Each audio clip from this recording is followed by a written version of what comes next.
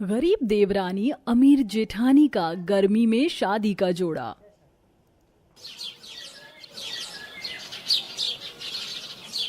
ओहो, ये दिन में शादी कौन रखता है? मम्मी जी भी ना, ज्यादा ही मुहूर्त वगैरह के चक्कर में पड़ गई हैं जो दोपहर में शादी रखती। एक्सक्यूज मी, मेरा मेकअप तो नहीं खराब होगा ना? आप चिंता मत कीजिए, आपका मेकअप बिल्कुल फिक्स रहेगा। गुड, पेमेंट आपको एडवांस दे दी थी। अब मैं चलती हूँ, मेरी कार आ गई है। उस कार से अमीर यामिनी अपनी बहनों के साथ मैरिज हॉल पहुंच जाती है, जहां गरीब देवरानी की एक सादे से जोड़े में एंट्री होती है। ओफो, क्या यही है मेरी गरीब देवरानी? ये तो मुझसे ज्यादा सुंदर भी नहीं लग रही है और इसका शादी का जोड़ा इतना अच्छा भी नहीं है जितना मेरा हैवी है। अरे देखो तो, मेरी अमीर बहू आ गई है, कितनी सुंदर लग रही है। और एक गरीब वाली का शादी का जोड़ा तो देखो, एकदम बकवास। आ जा बहू, मंडप में आ। और तू गरीब वाली, मेरा मतलब आकांक्षा बहू, तू भी आ जा। तभी सुलेखा के दोनों बेटे युवराज और सौरभ से उसकी दोनों अमीर गरीब बहू की शादी हो जाती है, जहां गर्मी से उन्हें पसीने भी आ रहे थे।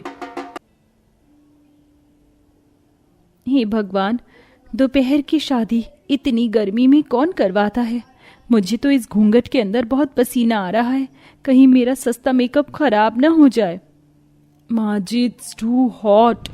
मुझसे घूंघट और इस भारी से शादी के जोड़े में गर्मी में नहीं रहा जा रहा। थोड़ा एसी चल लीजिए ना।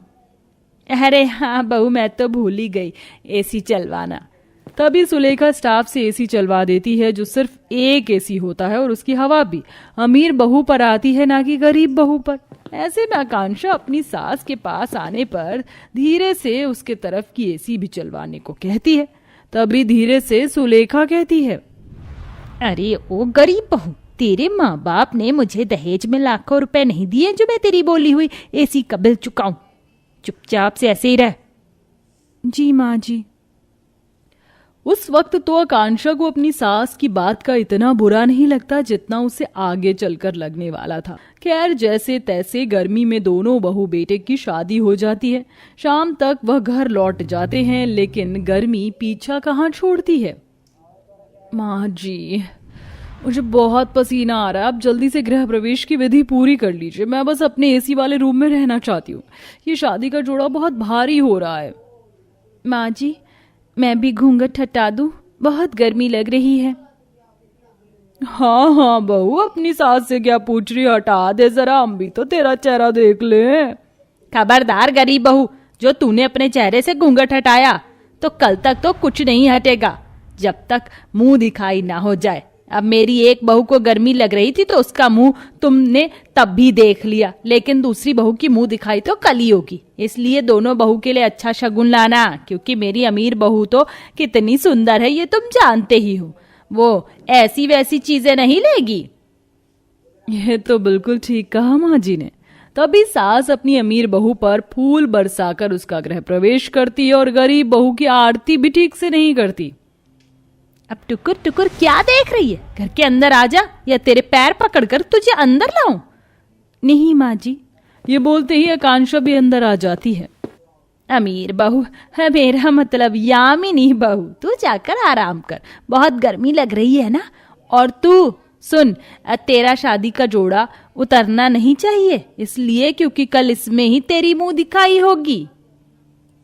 माँ जी, मुझे तो नहीं पहनना ना शादी का जोड़ा, मेरे को बहुत गर्मी लगती है, मेरे से नहीं रहा जाता। ना बहू ना, तू तो आराम से कोई अच्छी सी हल्की साड़ी पहन लेना, लेकिन इस गरीब की साड़ियां तो इतनी अच्छी नहीं, इसलिए तू शादी का जोड़ा ही पहनेगी, समझी आकांक्षा? जी माँ जी। पर माँ, आप मेरी बीवी को इतनी छूट दे रही हो तो युवराज की पत्नी को भी दे दो, इसे भी तो गर्मी लग रही होगी। शादी में तो इतने सारे लोग थे, मैंने कुछ नहीं कहा, आपने घूंघट रखा, लेकिन अब तो घर में घूंघट हटवा देते। कल भी वो बेचारी शादी का जोड़ा पहनेगी, मैं यामिनी की एक साड़ी इसे दे दूंगा। अरे वाह सुलेखा, तेरा बड़ा बेटा कितना सोचता देवरानी के बारे में, और एक तू है जिसे कोई फिक्र ही नहीं। चुप रह कांता, मैंने तुझसे तेरी राय नहीं मांगी, और सौरभ बेटा, जब तुझे कुछ पता नहीं है तो बोलना जरूरी है। चलो चलो सब अपने अपने घर चलो अब।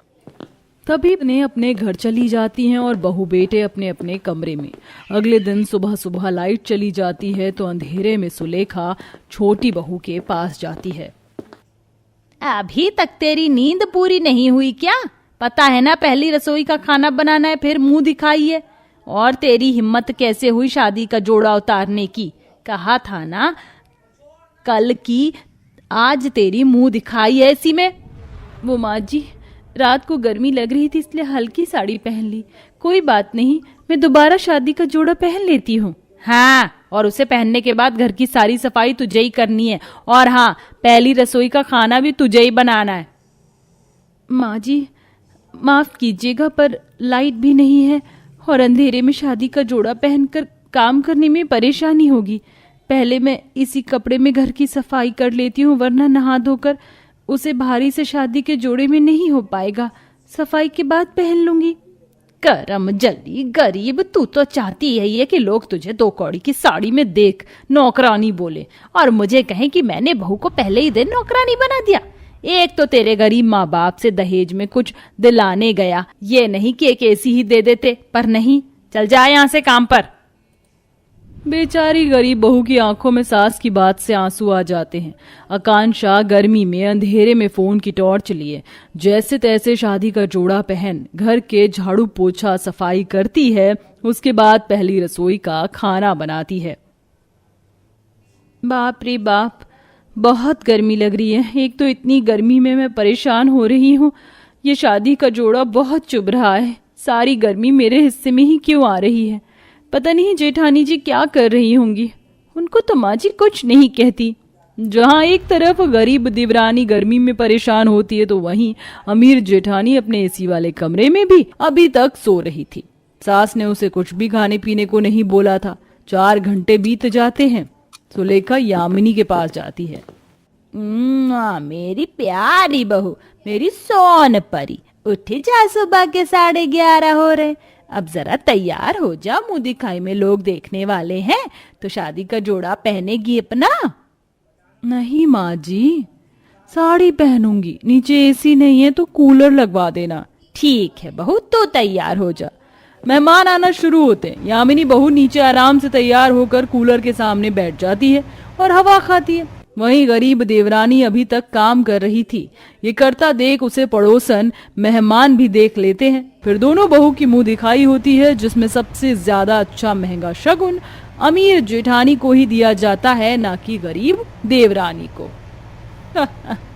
सुलेखा, तेरी बड़ी बहू में तो मुझे बहुत एटीट्यूड दिखाई दे रहा। सारी गर्मी तेरी बड़ी बहू को लग रही है। छोटी बहू के बारे में सोच लिया कर, वो बेचारी कब से काम कर रही है और तूने कल का शादी का जोड़ा ही पहना दिया आज भी। वही तो, और देख उस बेचारी पर अब भी कूलर की हवा नहीं है। सारी अमीर जेठानी के पास है। हाँ तो क्या हो गया? वैसे भी मेरी गरीब देवरानी को गर्मी में रहने की आदत होगी। उसके मायके में एसी तो नहीं लगा ना, वो छोड़ो कूलर भी नहीं है। अब मेरी अमीर बहू बिल्कुल ठीक बोली। और तुम सब लोग अपने आप से मतलब रखो ना। अगले दिन भी अमीर जेठानी घर में शॉर्ट ड्रेस पहनती है ताकि उसे गर्मी ना लगे और सास उसे कुछ भी नहीं कहती। और वहीं आकांक्षा हल्की साड़ी पहनकर घर के सारे काम करती है। इतने में फिर कोई रिश्तेदार आता है। बहू, ये तेरे सास ससुर के समान है, मेरे बड़े भैया भाभी हैं, तो जल्दी से शादी का जोड़ा पहनकर नाश्ता पानी लेकर आ। मैं नहीं चाहती वो तुझे इतने अजीब सी साड़ी में देखें। माँ जी, जेठानी जी ने तो शॉर्ट ड्रेस पहनी और आप मुझे साड़ी भी नहीं पहनने दे रही हैं। बार बार शादी का जोड़ा क्यों पहना देती हैं? बकवास मत कर, जितना बोलूं उतना कर। फिर आंखों में आंसू लिए गरीब देवरानी शादी का जोड़ा पहने गर्मी में पसीने से लथपथ होकर चाय पकौड़े बनाती है और जैसे ही मेहमानों को चाय नाश्ता देने वाली होती है तो बेहोश हो जाती है, जिससे गर्म चाय से उसका हाथ भी जल जाता है। इतने में पड़ोसन शीतल और कांता आते हैं। हे भगवान, ये छोटी बहू को क्या हो गया? हाँ भाभी, और तुम्हारी बहू ने आज के दिन शादी का जोड़ा क्यों पहना था? देखो क्या हालत हो गई है। अम्बा, जल्दी से डॉक्टर को बुलाओ। हाँ हाँ, आप सब टेंशन क्यों ले रहे हैं? फालतू की कुछ नहीं हुआ उसको ड्रामा कर रही है। वो क्या बोलते हैं यामिनी बहू? अटेंशन माँ जी, अटेंशन, ये सब अटेंशन पाना चाहती है। अब बकवास बंद कर यामिनी बहू, मैं ही डॉक्टर को बुलाती हूँ। तभी मेहमान और पड़ोसन आकांक्षा बहू को उसके कमरे में ले जाते हैं। फिर डॉक्टर आता है और इतने में पड़ोसन दोनों बेटों को फोन करके घर बुला लेती हैं। आकांक्षा, आकांक्षा क्या हुआ तुम्हें? माँ आप तो बताइए मुझे। डॉक्टर, मेरी पत्नी को क्या हुआ है? वही जो इस गर्मी में और इस भारी भरकम शादी के जोड़े में होना चाहिए। गर्मी से इनकी हालत खराब हो गई है, घबराहट बेचैनी हुई होगी और गर्दन पर घमौरियां भी हैं। साथ ही बॉडी में पानी की कमी हो गई है, इसलिए ग्लूकोज चढ़ा दिया है। इनका ख्याल रखिएगा। बेटा तेरी माँ ने पहले दिन से लेकर आज तक बहू के साथ कुछ अच्छा किया है? मैं बताती हूँ। ये कहकर कांता युवराज को सब कुछ बता देती है, जिसे सुनकर युवराज को अपनी माँ पर गुस्सा आता है। माँ, आपने उसके साथ मंडप में भी यही किया और गृह प्रवेश पर, और अब सब सुन लिया है। मैंने फैसला किया है कि हम दोनों यहाँ से जा रहे हैं। आप अपनी अमीर बहू के साथ खुश रहिए। नहीं नहीं युवराज बेटा, मुझे छोड़कर मत जा। मुझसे बहुत बड़ी गलती हो गई। मुझे अपनी गलती का पछतावा हो गया। मैं बहू और तुझसे माफी मांग रही हूँ। अगर आपको सच में पछतावा हो गया है तो आपको ये साबित करना होगा। ठीक है बेटा, मैं अब से बहू का बहुत ख्याल रखूंगी, तू देखना। इस तरह सुलेखा को अपनी गलती का एहसास होता है और वह अपने गरीब बहू का बहुत ख्याल रखती है। और वक्त के साथ धीरे धीरे